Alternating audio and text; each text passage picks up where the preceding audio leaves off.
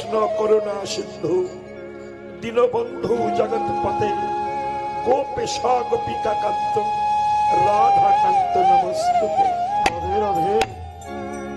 Colonel ঝাঁপ মেরে বলল, নাম কৃষি, কৃষির স্ত্রী কৃষ্ণ ভক্তি প্রদায়িনী।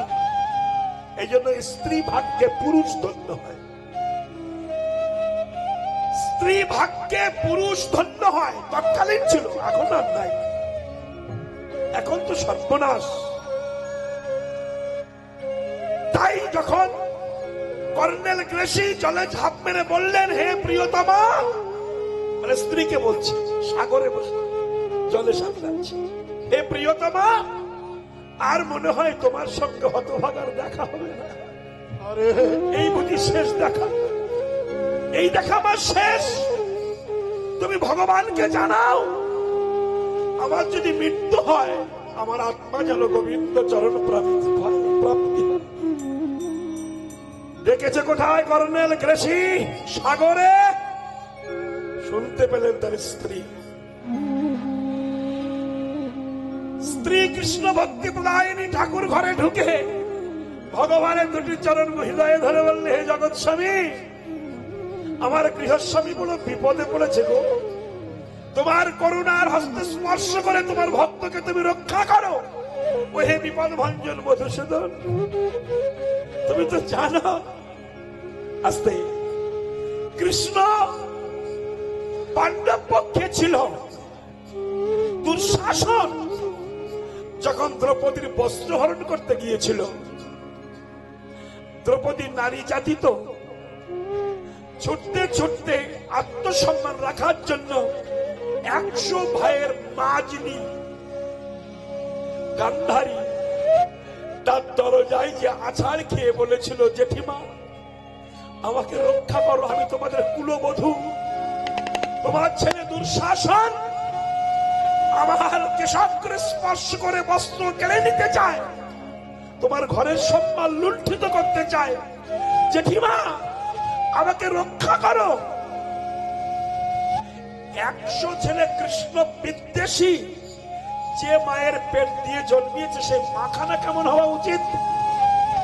মুখের উপরে দরজাটা বন্ধ করে দিয়ে ঘরের মধ্যে গান্ধারী হো হো হো করে হাসতে লাগলেন।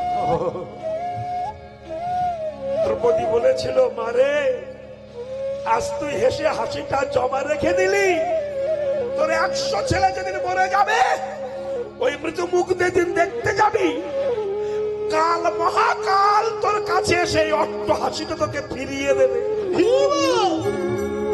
তখন কেউ নাই, কাপড়টা দুঃশাসন টানছে, যখন টানছে দ্রৌপদী এক হাত দিয়ে হে কৃষ্ণ রক্ষা করো, তাও যখন রক্ষা করতে পারছে না, সম্পূর্ণ বাহু তুলে বলল, হে ভক্তের ভগবান তুমি রক্ষা করো। যেই বলেছে ভক্তের ভগবান রক্ষা করো, বৈকুণ্ঠে ভগবানের পাশে লক্ষ্মী বসেছিলেন, লক্ষ্মীর কাপড়ে টান পড়েছে। ওটা প্রভু আমার কাপড়ে টান পড়ছে কেন? বিষ্ণু ভগবান বললেন, লক্ষ্মী আমার ভক্ত বড় বিপদে পড়েছে। লক্ষ্মী বলল, যাও তুমি ওকে বস্ত্র দাও। ভগবান নিজে এসেই বললেন, দ্রৌপদী এই না, অলক্ষ্যে তুমি আমাকে দেখো, আর কেউ দেখবে না। লাখে লাখে বস্ত্র দিলে। কর্নেল গ্রেসির স্ত্রী বলল, সেদিন তুমি ভক্তকে রক্ষা করেছিলে, আর আজ আমার স্বামীকে তুমি রক্ষা করতে পারবে না। হে ভক্তের ভগবান, হে বিপদ ভঞ্জন মধুসূদন বলে চোখের জল ধরে তুলসীর পাতা নিয়ে যখন গোবিন্দ চরণ অর্পণ করল, একটা বিশাল কাঠের গুড়ি কর্নেল গ্রেসি দেখছেন, একটা কাঠের গুড়ি পাশ দিয়ে ভেসে যাচ্ছে। বলুন তো ওই সাগরে এই কাঠের গুড়িটা কে ফেলে দিল? সেই রাত্রে কাঠের গুড়িটা গ্রেসি ধরে বুক বাঁধিয়ে ধীরে ধীরে অতি ধীরে কুলে এসে উঠেছিল। কুলে উঠে গৃহে গিয়ে যখন বললেন, ওগো প্রিয়তমা আমি তো ভেসে যাচ্ছিলাম, মরে যাচ্ছিলাম, আমাকে কে যেন কাঠের গুড়িটা পাঠিয়ে দিল। গ্রেসির স্ত্রী বলল, কেউ পাঠায়নি, রাখে কৃষ্ণ মারে কে, আর মারে কৃষ্ণ রাখে কে? হরিবল। সেই তোমাকে পাঠিয়ে দিয়েছে। মহাজনস্য গতস্য পন্থা। মহাজন বললেন, ডাক যদি সঠিক হয়, ডাকের মধ্যে যদি অসভ্যতা না থাকে, স্বার্থপরতা না থাকে, ভগবান আসতে প্রাপ্য বিন্দু মাত্র সন্দেহ নেই। আমি আরো একটু নিদর্শন আপনাদের কাছে দেব। প্রশান্ত মহাসাগরে, এখান থেকে 50 বছর আগের কথা বলছি, আমি রাধাপদ ঘোষ নিজেই পড়েছি কাগজে, যুগান্তর, আনন্দবাজার পত্রিকায়। প্রশান্ত মহাসাগরে এলিস নামে একখানা জাহাজ ডুবে গিয়েছিল। ভগবানের নাম যারা করে, ভগবানকে যারা ভালোবাসে, তারা জ্ঞানী মানুষ, যারা করেন তারা মূর্খ। কেন? মুসলমানের ছেলে এপিজে আব্দুল কালাম, তিনি মহাবিজ্ঞানী ছিলেন। তিনি আনন্দবাজার পত্রিকা লিখেছেন, আমি গীতাও পড়ি, নামাজও পড়ি। তার মতো ব্যক্তি গীতা পড়ে। এপিজে আব্দুল কালাম লাইফে জীবনে কোনোদিন মাংস মাছ খায়নি। এত পরম ভক্ত ছিল, মুসলমানের ছিল। গীতাও পড়তেন, আবার নামাজও পড়তেন। তাহলে ইনার মতো ব্যক্তি ঈশ্বর বিশ্বাস করেন। আর আমাদের গ্রামে দুই একটা চিটিং বাজ করে তো না, আর যারা করে তাদের পিছনে অন্য কুকুরের মতো লেগে যায়, করতে দেয়ও না। এটি বড় মর্মান্তিক বেদনা। তাই এলিস নামে জাহাজটা যখন ডুবে গেল, জানেন, সেই জাহাজে অনেক মানুষ, আপনার অনেক এখানে যে বাবারা বসে আছেন, শ্রদ্ধেয় নমস্য বলেছেন আমার মতো, দেখেছেন, অনেক মানুষ পড়ে গেল। ওই জাহাজ একজন কৃষ্ণ ভক্ত ছিলেন। হেডিংটা আমি পড়েছিলাম যুগান্তর পত্রিকায়, বড় বড় করে দিয়েছিল। আমার আজও মনে আছে, 50 বছর আগের কথা বলছি, আজও মনে আছে। সবাই তলিয়ে গেল। একজন কৃষ্ণ ভক্ত, গলায় মালা, তিলক, চৈতন্য প্রসাদ ভুজি, হাতে জপের মালা। যেই দেখলো সবাই তলিয়ে যাচ্ছে, মালাটা হাতে নিয়ে হা কৃষ্ণ গোবিন্দাই বলে চলে ঝাঁপ দিয়ে পড়লে। হে গোবিন্দ, তুমি মাতৃগর্ভে রক্ষা করেছিলে, মায়ের গর্ভরূপ সাগরে যদি তুমি রক্ষা করতে পারো, তাহলে পৃথিবীর সাগরে তুমি রক্ষা করতে পারবে না কেন? প্রিয় বিশ্বাস, যেই ঝাঁপ দিয়ে পড়ল, ভক্তের আকুল ডাকে বিশাল একটা কচ্ছপ, বিশাল কচ্ছপ প্রশান্ত মহাসাগরের ঢের সঙ্গে পাল্লা দিয়ে ওই কৃষ্ণ ভক্তকে কচ্ছপের পিঠের উপরে 3 দিন বাঁচিয়ে রেখেছিল। 3 দিন, এটা সম্ভব? 3 দিন বাঁচিয়ে রেখেছিল। যখন ডেড বডি খোঁজ করতে এলো, দেখলো একজন জলে ভাসছে। দূরবীন দিয়ে দেখে তাকে তুলে নিল। যেই তুলে নিল, হেলিকপ্টারের লোকগুলো দেখলো যে কচ্ছপের পিঠে লোকটা ছিল 3 দিন, সেই কচ্ছপটা 3টি পাক দিয়ে ডুবে গেল। দেখে গেল আমার ভক্ত বাঁচলো কি মরলো। বুঝেছেন? এগুলো ভাবেন আপনারা? শুধু ধেই ধেই করে কীর্তন নাচ আর গল্প, এটা কীর্তন নয়। যে কীর্তন শুনে অভক্তের হৃদয়ে ভক্তি জন্মাবে না, সে কীর্তন শুনে লাভ হবে না, তাতে সর্বনাশ হবে। আমি কত প্রমাণ দেবো? এগুলো যার জন্য সাক্ষাৎ প্রমাণ, চাক্ষুষ প্রমাণ। যারা ঈশ্বর বিশ্বাস করেন না, আমি তাদের জন্য অ্যাডভার্টাইজ গুলো করছি। এগুলো মিথ্যা নয়, পরম সত্য কথা। আমি আরো বলবো, এই যে হিন্দু ধর্মের গীতা যে ইংলিশে ট্রান্সলেশন করে পৃথিবীতে ছড়িয়ে দিয়েছিলেন, তার নাম ছিল এনি বেসেন্ট, পাইলট, প্লেনের পাইলট। এনি বেসেন্ট জীবনীটা পড়বেন, পাবেন আপনারা। এ ছিল প্লেনের পাইলট। তো এনি বেসেন্ট যখন ভারতবর্ষে এসেছিলেন আস্তে আস্তে, তখন কিছুক্ষণের জন্য বৃন্দাবনে ছিলেন। বৃন্দাবনে ভাঙা মদন মোহন মন্দিরে গোবিন্দকে দর্শন করেছিলেন। পূজারীকে প্রশ্ন করেছিলেন, ইনি কে? পূজারী বললেন, হিন্দুর ভগবান। ওনার ক্ষমতা কি? ক্ষমতা হচ্ছে বিপদে যদি কেউ পড়ে ওরে ডাকে, ও তাকে রক্ষা করে। এই কথাটা শোনা ছিল পাইলট এনি বেসেন্ট। চলছে সাগর উপর দিয়ে প্লেনে আগুন ধরে গেল, দাউ দাউ করে আগুন জ্বলছে, অনেকে পুড়ে ঝলসে মারা গেল। কিন্তু পাইলট এমনি সেন কোন প্যারাশুট নাইনি, এমনি লাফিয়ে পড়লো। এ ভক্তের ভগবান, হে হিন্দুর দেবতা, তুমি নাকি ভক্ত বিপদে পড়লে ডাকলে তুমি রক্ষা করো। এই তো আমি বিপদে পড়ে তোমাকে ডাকছি, তুমি আমাকে রক্ষা করবে না?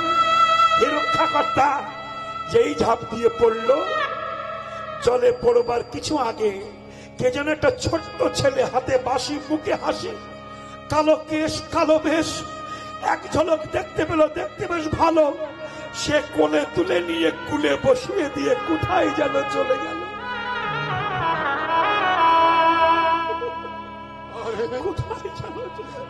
আরে কে যেন কোলে তুলে নিয়ে কুলে বসিয়ে দিল।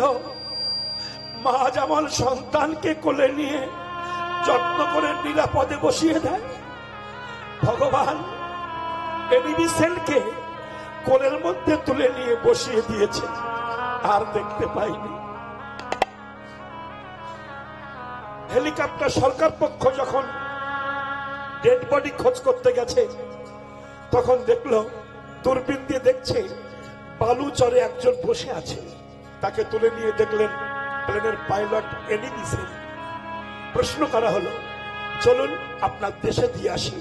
এমনি সেন চোখের জল ঢেলে বললেন, আমি ভাবি মনে মনে, যাব না দেশে ফিরে, যে আমাকে রক্ষা করেছে তারা দেখতে যাব মধুর বৃন্দাবন। চোখের জল ঢেলে হা কৃষ্ণ বলতে বলতে বৃন্দাবনে গিয়ে দাঁড়িয়েছেন। ওগো মদন মোহন, ওগো বিপদ ভঞ্জন মধুসূদন, ওগো ভক্তের ভগবান, তুমি আমাকে দেখা দাও। তোমাকে চিনতে পারিনি বলেই তোমায় মূল্য দেয়নি।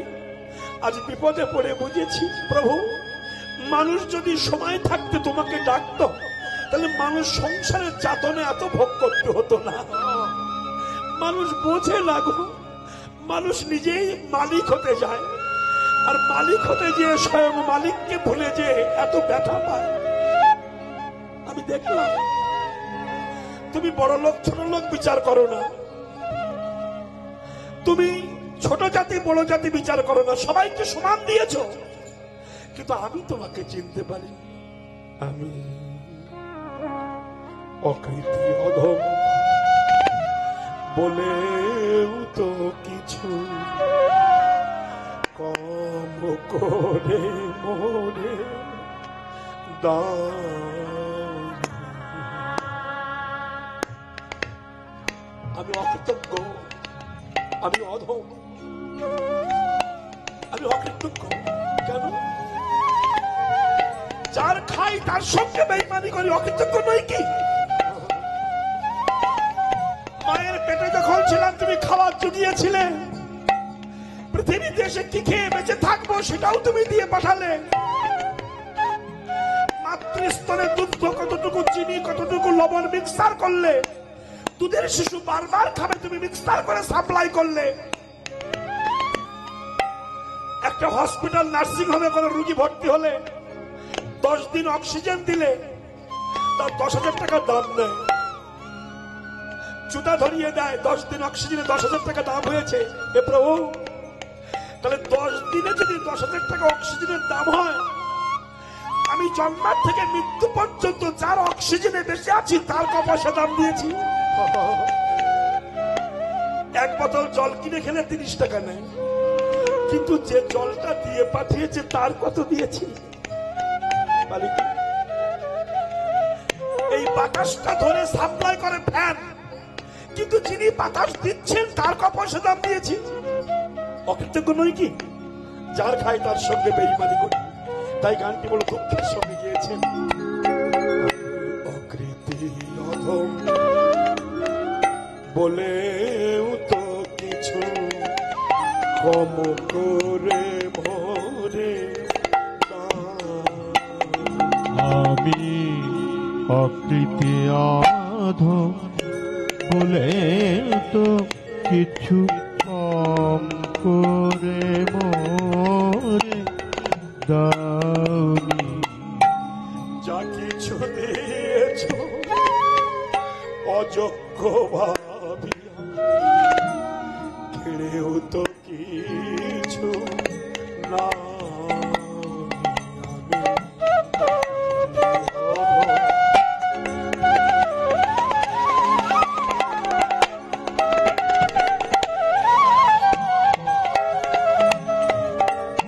তোমার আশিস কুসুম ধরি নাই শিরে,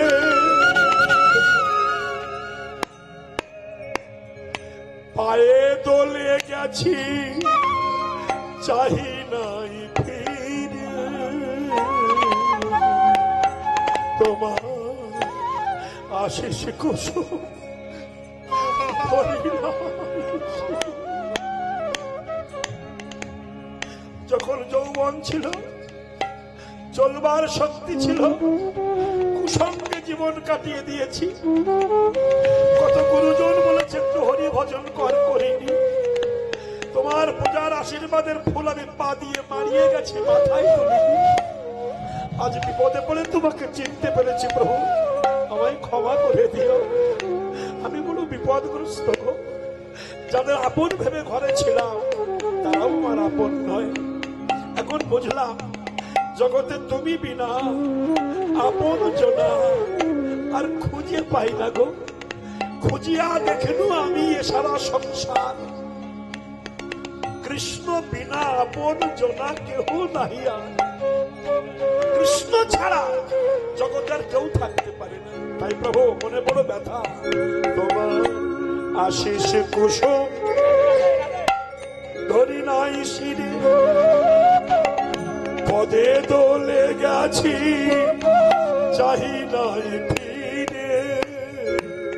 আশিস কুসুম ধরি নাই শিরে, পদে দোলে গেছি চাহি নাই।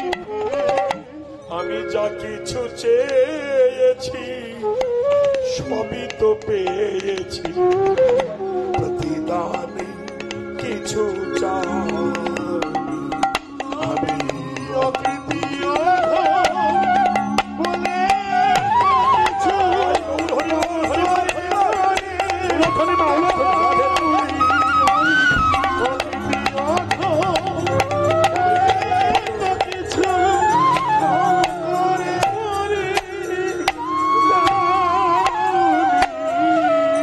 রক্ষা করো প্রভু। তুমি কোথায়?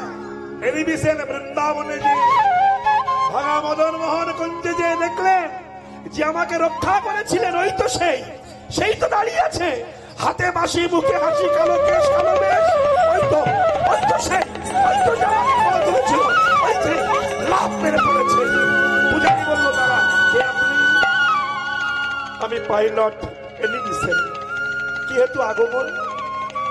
হে পূজারি, আমার প্লেনে আগুন ধরে গিয়েছিল, তাই বিপদ ভঞ্জন মধুসূদনের নাম করেছিলাম। উনি আমাকে তুলে দিয়েছে কুলে, তাই ওনাকে দেখতে এসেছি। উনি কি কথা বলতে পারেন না? না। ওনার হাতে লেখা কোনো গ্রন্থ আছে? বলে না, হাতে লেখা নেই। বলেছিলেন আছে। কি নাম? শ্রীমদ ভাগবত গীতা, সংস্কৃত ভাষায় লেখা একটা গীতা আমাকে দেবেন? এনিবিসেনকে একটা সংস্কৃত ভাষার গীতা দেওয়া হলো। সেই গীতাটা বুকে ধরে এনিবিসেন স্বদেশে ফিরে যেয়ে ইংলিশে ট্রান্সলেশন করলেন, করে সারা পৃথিবীতে গীতাটা ছড়িয়ে দিলেন। দিয়ে বলছেন, গো তোমরা একবার গীতা পড়ো, যদি না পড়তে পারো গীতা কেন একবার হৃদয়ে ধরো, যদি তাও না পারো একটা কোনো তুলসীর পাতা তার মুখে দাও, যদি তাও না পারো শুধু মুখে হাগিতা হাগিতা করো, তাই তোমাদের কৃপা হয়ে যাবে। তাহলে আপনারা বলুন, তারা বিদেশি, স্বদেশী নয়, হিন্দু নয়, তাও তারা কৃষ্ণ প্রেমে পাগল হয়ে গেছে। আর আমরা পশ্চিম বাংলার হিন্দু জাতি, স্বয়ং ভগবান গৌর হয়ে নবদ্বীপ এসেছেন, আমরা তাকে চিনতে পারলাম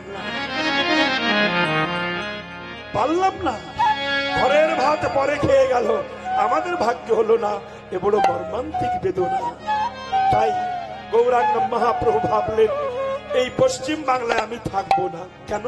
পশ্চিম বাংলার হিন্দুরা ভালো না, এরা একাদশীতে মাংস খায়, অমাবস্যা পূর্ণিমায় কুসঙ্গ করে, হরিনাম করে না, আর আমার ভক্তদের ক্রিটিসাইজ করে, উপহাস করে। পশ্চিম বাংলার হিন্দু পচা হিন্দু, এখানে থাকবো না।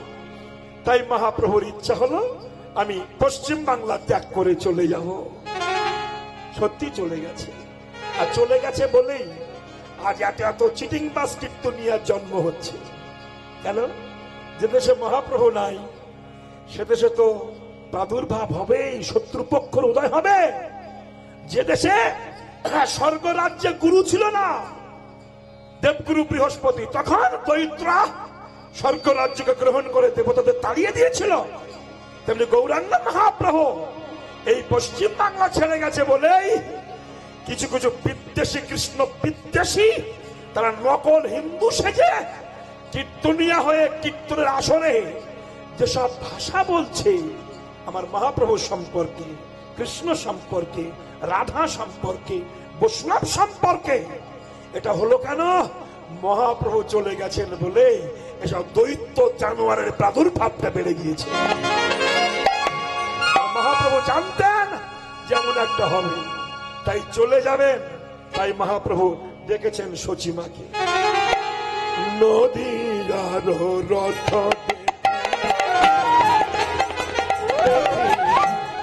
সচিমায়ে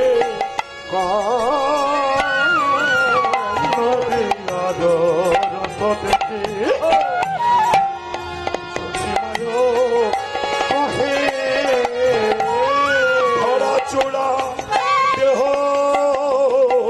মনে আমি যাব মথুরা। ধরা চোরা দেহ মনে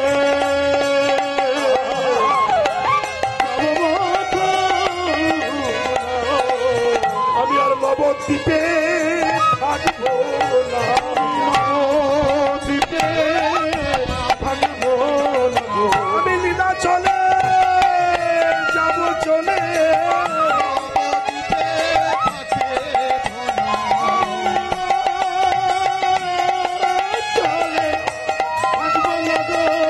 আমি লীলা চলে যাব চলে।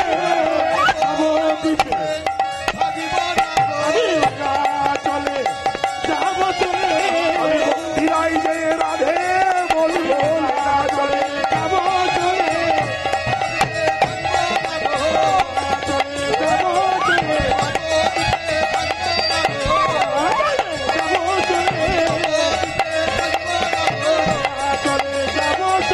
প্রেমানন্দে হরি বলে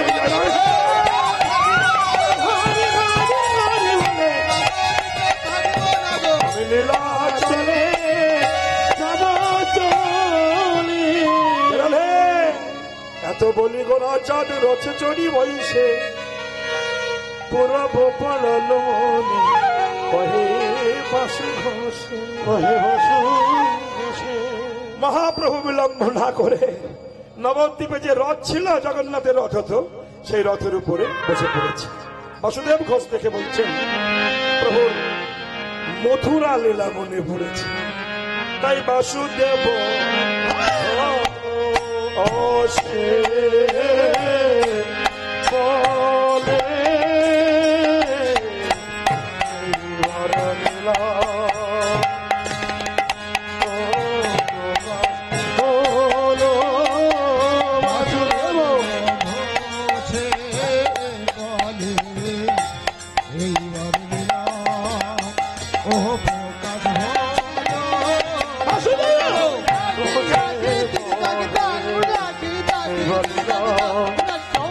শোনো বাসুদেব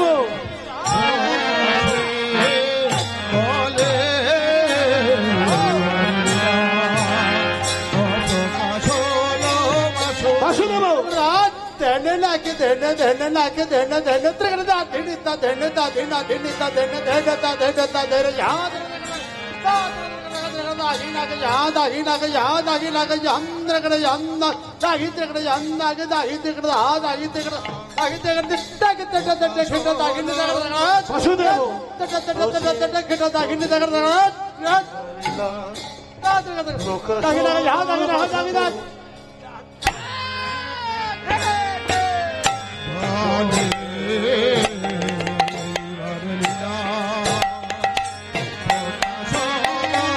বাসুদেব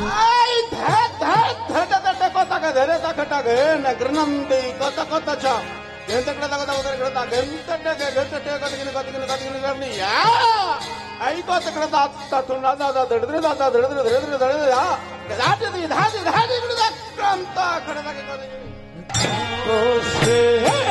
বলে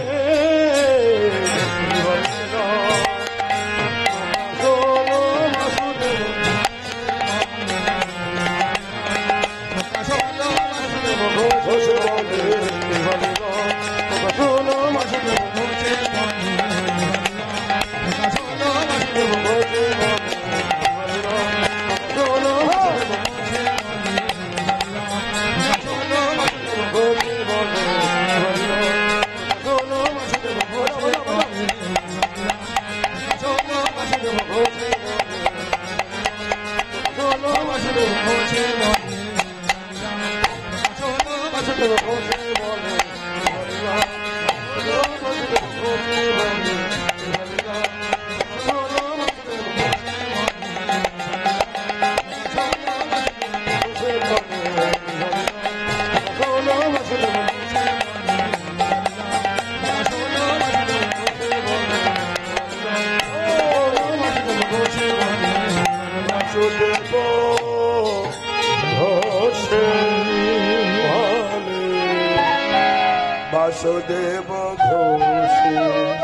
বলে হরে কৃষ্ণ।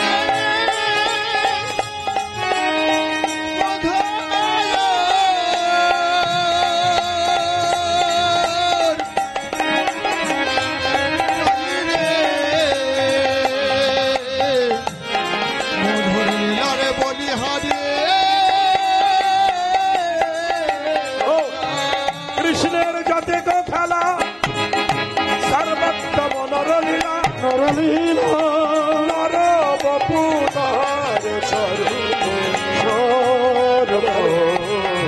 সদন কর নব কিশোর নট বর নরলীলা হয় অনুরূপ